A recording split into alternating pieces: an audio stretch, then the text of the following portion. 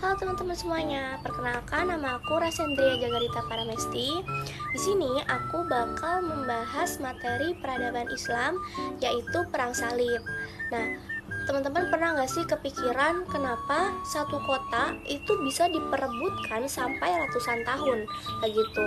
Jadi pada video kali ini kita bakal membahas salah satu peristiwa yang besar dalam sejarah Islam dan juga dunia, yaitu Perang Salib.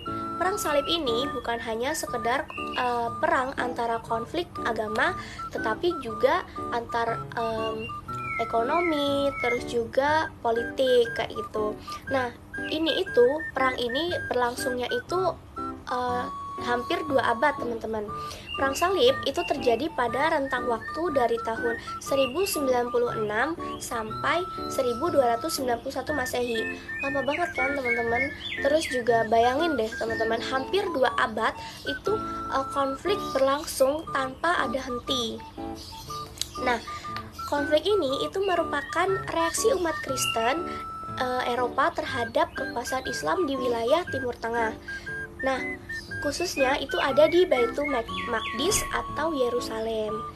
Kota ini itu memiliki nilai religius yang sangat tinggi, baik umat Islam, umat Kristen maupun Yahudi. Nah, pasukan Kristen itu menyebut perang ini sebagai Perang Salib karena mereka itu menggunakan salib sebagai simbol pemersatu dan menganggap peperangan tersebut sebagai perang suci. Nah, teman-teman, perang salib ini itu terjadi secara tiba-tiba. Ada beberapa faktor utamanya, yaitu faktor agama, faktor politik, dan juga faktor sosial ekonomi. 3 faktor ini itu saling berkaitan dan tidak bisa dipisahkan. Dari faktor agama, yaitu ada umat Kristen, yang dimana umat Kristen itu merasa tidak lagi bebas menunaikan ibadah di Baitul Maqdis. Lalu, setelah wilayahnya tersebut itu dikuasai oleh dinasti Saljuk pada tahun 1070 Masehi. Nah, seorang pendeta bernama Peter Amins itu mengalami perlakuan buruk saat berziarah dan kemudian mengadukan hal tersebut kepada Paus Urbanus II. Pada tahun 1095 Masehi, dalam Kongres Clermont di Prancis, Paus Urbanus II itu menyerukan bahwa perang suci dengan janji bahwa dosa para peserta yang perang itu akan diampuni dan keluarga mereka akan dilindungi, kayak gitu. Dari sisi politik, Perang Salib itu juga dipicu oleh kekalahan dari Kekaisaran Bizantium dari dinasti Saljuk. Dalam Perang Manzikert pada tahun 1071 Masehi, kekalahan ini itu membuat Kaisar Alexius I Komnenos meminta bantuan kepada Paus di Roma. Nah, Paus ini melihat kesempatan sebagai peluang untuk memperluas kekuasaannya dan menyatukan gereja Roma dan Yunani.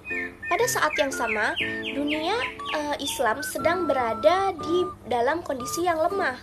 Nah, dan terpecah ke dalam beberapa dinasti yang saling bersaing, seperti dinasti Abbasiyah itu ada di Baghdad, lalu ada dinasti Umayyah itu ada di Spanyol, terus yang terakhir ada dinasti Fatimiyah dari Mesir, kayak gitu. Selanjutnya, faktor sosial ekonomi. Nah, faktor sosial ekonomi ini juga memiliki peran yang penting karena kondisi Eropa pada abad pertengahan sedang mengalami krisis ekonomi dan kelaparan. Banyak rakyat yang hidup dalam kemiskinan. Para pedagang besar dari kota-kota pelabuhan seperti Venesia, Genoa, dan Pisa itu melihat perang salib sebagai kesempatan untuk menguasai jalur perdagangan di Laut Tengah, kayak gitu. Seruan perang salib itu juga disertai janji kesejahteraan dan penghapusan pajak, sehingga itu menarik minat banyak orang untuk ikut serta, kayak gitu. Perang salib itu dibagi ke dalam beberapa tahap. Tahap yang pertama itu berlangsung dari tahun 1096 hingga 1144 Masehi, kayak gitu. Nah, teman-teman, perang salib itu juga dibagi ke dalam beberapa tahap. Tahap yang pertama itu berlangsung dari tahun 1096 hingga 1144 Masehi dan dikenal sebagai masa serangan pasukan Kristen kayak gitu. Gelombang awalnya ini terdiri dari rakyat jelata yang dimana ia itu tidak terlatih dan akhirnya banyak yang kalah sebelum mencapai tujuan kayak gitu. Namun gelombang berikutnya adalah ekspedisi militer. Nah, ekspedisi militer ini lebih terorganisir dan berpengalaman. Selanjutnya, pada tahun 1099 Masehi, pasukan salib berhasil merebut Yerusalem. Penaklukan ini itu disertai dengan pembantaian besar-besaran terhadap umat Islam. Nah, tanpa memandang usia dan juga jenis kelamin. Peristiwa ini itu menjadi salah satu bagian paling kelam dalam sejarah perang salib. Selain Yerusalem, pasukan salib juga mendirikan beberapa kerajaan Latin Kristen, kayak kerajaan Edessa, terus juga Tripoli dan Antioquia. Selanjutnya kita masuk ke tahap kedua berlangsungnya perang ini. Tahap kedua itu berlangsung pada tahun 1144 sampai 1193 Masehi. Nah, hal ini itu ditandai dengan bangkitnya perlawanan umat Islam. Tokoh-tokoh penting seperti Imaduddin Zanki, Nuruddin Zanki, dan Salahuddin Al-Ayyubi. Mereka itu mulai mempersatukan kekuatan Islam. Imaduddin Zanki itu berhasil merebut kembali Edessa pada tahun 1144 Masehi. Nah, perjuangan ini kemudian dilanjutkan oleh putranya kayak gitu. Jadi turun-temurun gitu, teman-teman. Nuruddin Zanki yaitu putranya. Nah, Nuruddin Zanki ini itu berhasil membebaskan Damaskus dan memperluas kekuasaan Islam. Oke teman-teman, kalau misalnya tadi tahap 1 dan tahap 2 itu sudah, sekarang kita masuk ke tahap 3. Nah, tahap 3 itu berlangsung dari tahun 1193 sampai 1291 Masehi dan dikenal sebagai masa lemahnya pasukan salib. Karena terjadi banyak konflik internal gitu di antara pasukan Kristen gitu.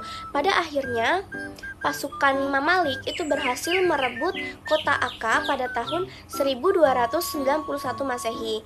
Nah, keberhasilan ini itu ditandai berakhirnya perang salib gitu. Jadi karena seluruh wilayah yang sebelumnya dikuasain pasukan salib jadi berhasil direbut sama kaum muslimin. Jadi mereka itu kaum muslimin itu merebut kembali gitu istilahnya.